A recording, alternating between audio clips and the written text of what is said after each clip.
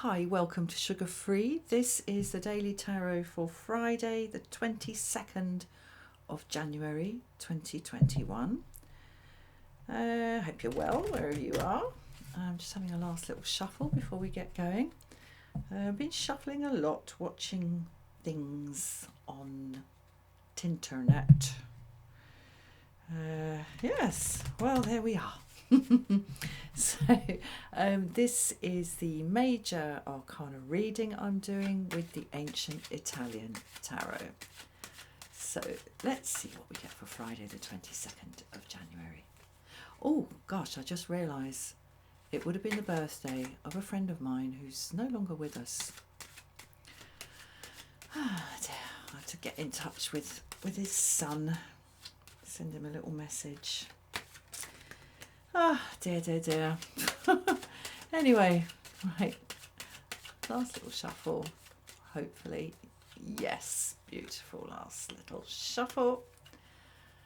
Okay, let's go. The Lovers. How appropriate. Right, okay, let's get another one. The Lovers is the card of zero-sum choices. Either this or that. You can have both. Fool in the reverse. How interesting. And we'll get one more and see what we can weave together from this. That's why I enjoy doing this. There's a creativity involved in it. Okay. And Judgment. Right. Okay, I said that, now my mind's gone blank. My mind's gone blank.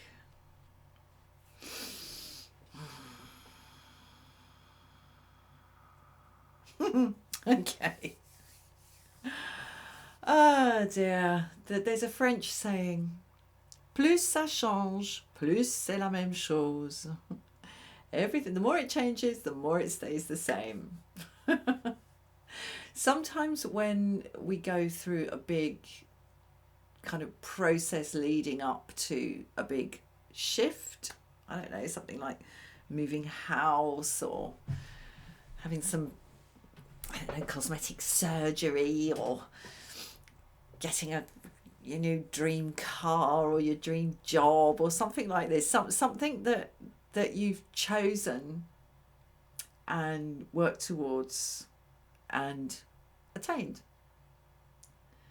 And there's this sort of sense that, oh, you know, once I've done this, once I've got that, once I've crossed that line, which is what we have here, we have a line being crossed here,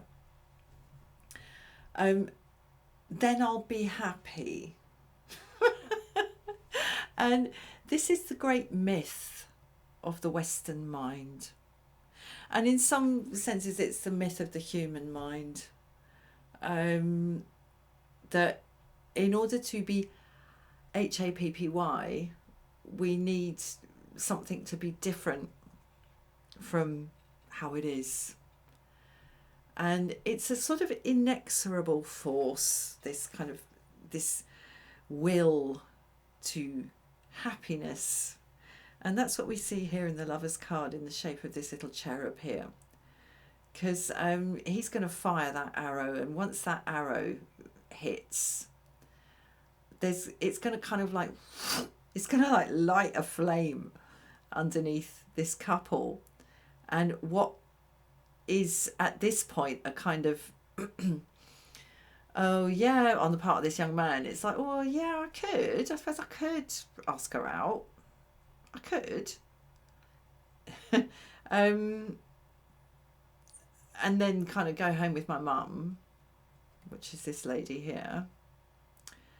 And once that arrow finds its mark, there's going to be no could about it. It's going to be a must. It's going to be it's going to go from a capacity, yeah, I can, to an obligation or a requirement, a necessity. have to. Because we all have to move forward in our lives. And as we move forward, you know, we take another step. It's like it's the same force that gets toddlers up and walking.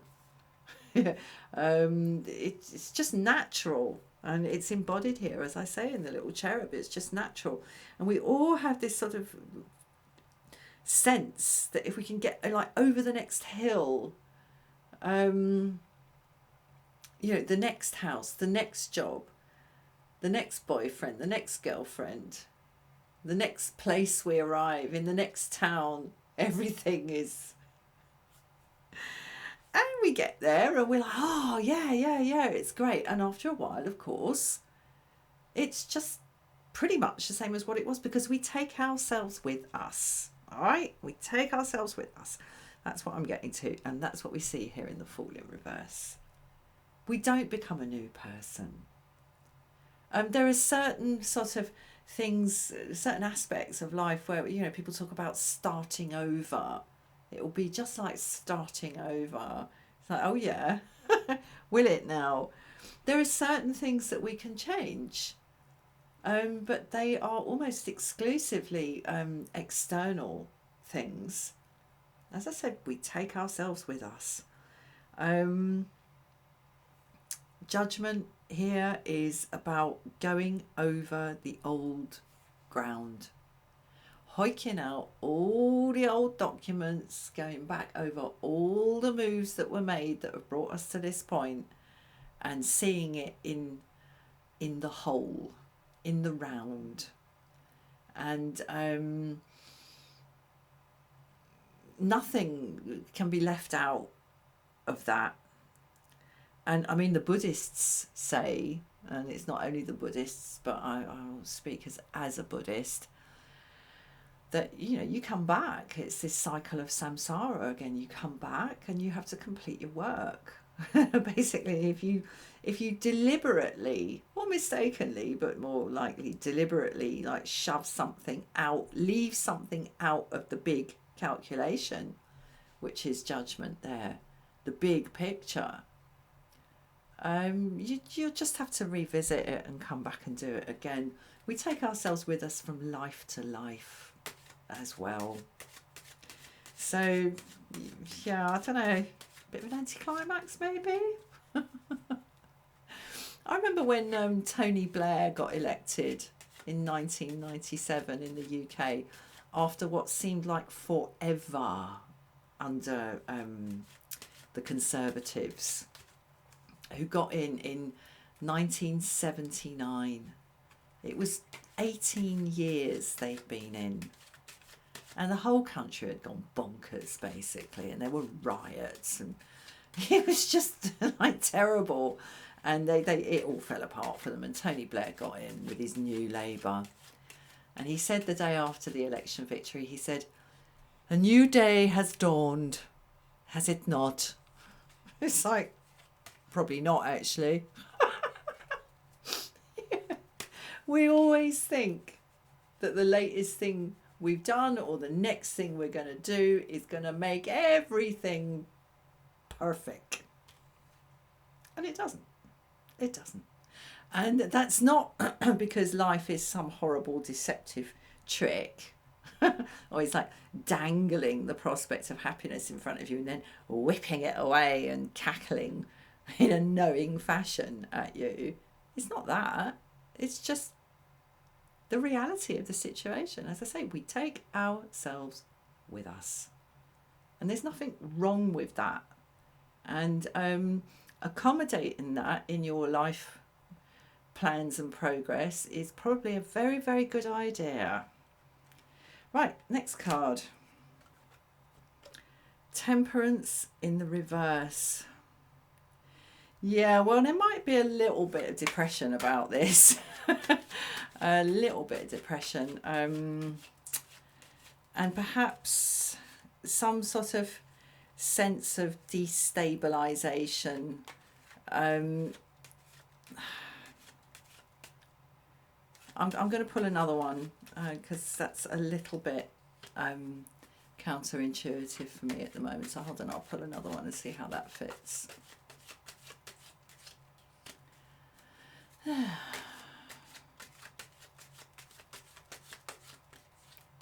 Sorry, I need another shuffle.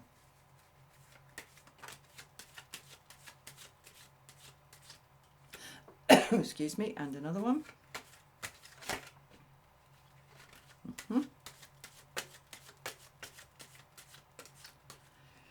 Oh dear, sorry, but I hope you're still with me.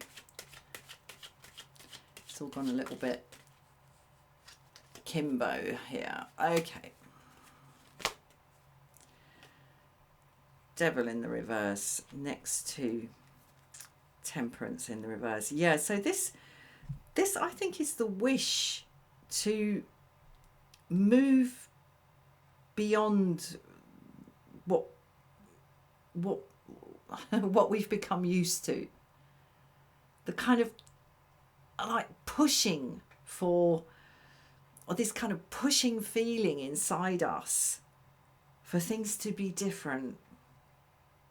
And we want to sort of, excuse me, we want to kind of open up this closed circuit of this flow here, where it's just kind of going from jug to jug. We don't see where it's come from, and we don't see where it gets poured away to. It's just tick tock, tick tock, tick tock. Like this is such a like, oh, I want things to change. And with the devil here as well, the devil card is about the kind of the stuff that keeps us pinned to the ground, and that, or kind of tied. And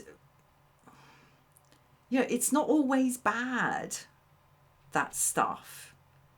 You know, I remember having a chat with the mother of a friend of mine, who's this woman had been, this was quite a long time ago, she'd been married to my friend's father for decades and decades, and he cheated on her and probably wasn't very good to her and all this. But it turned out in the end that, you know, some medical stuff came up, and he really needed her.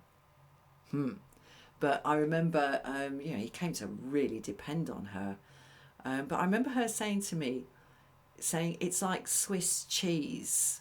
Sometimes the holes, the gaps, are what keeps something structured as it is. I thought it was quite a wise thing to say, and there's something going on here with in terms of that with the devil in reverse here. But there is this kind of this wish to break out of the norm, because like I say, we sort of think we've like woken up into a new world, and you like pull back the curtains and look, and it's the same one that you went to bed in yesterday.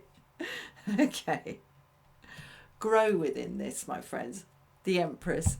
Now if we take the analogy a little bit further, it's no good scraping off and digging out all the soil from your garden year after year after year and replacing it with something new and expecting to get good growth. We have to bed down in what is, in order to sort of see the development and flourishing of anything. It has to be a kind of a balance between the new and the known. The known and the unknown, and the known unknowns and the unknown unknowns. Okay, there has to be a balance. If we're always just focusing on the next thing and the next thing and the next thing, well, that's the rolling stone that gathers no moss. And I didn't understand that phrase for the longest time, but we want the moss. You know, we want the moss good. Okay, so this is a wonderful kind of Shakti message, topping off this reading from the Empress here, that growth comes from a combination of the familiar and the currently existent and the new. Yeah, because the currently existent is, oh God. Okay, the currently existent is what has already been, and is going. If we go back to the soil, soil is basically poo, dead plants and dead animals. That's what soil is. It's dead stuff and waste. And it sits there and it kind of goes through its soily, earthy kind of processes and becomes fertile. That's where the fertility comes from. The Empress, it comes from the cycle of death into life and life into death. And the only thing is forward motion, whether we are pushing it or not, whether we want it or not. It's all moving forward. So we don't need to strain Devil in the reverse, Temperance in the reverse against this. It's happening anyway. And what we, the vegetables we peel and throw away the peel today is powering the growth of our vegetables 3 years hence. It's a never ending movement. It's like a zip just opening and opening and opening. It's all opening into growth and into the future. We don't need to push it. And what we know today is the banked up reserves and kind of fermenting fertility of what we knew yesterday and what we're moving towards tomorrow. That's how things grow. And they just do. We do not need to push it. Right, I'm going to leave that there with that wonderful Queen of Shakti topping off the reading. Growth comes, spring comes. We do not need to push the planet round on her axis. Okay, thank you very much for watching, and I'll see you again soon for another reading. Namaste.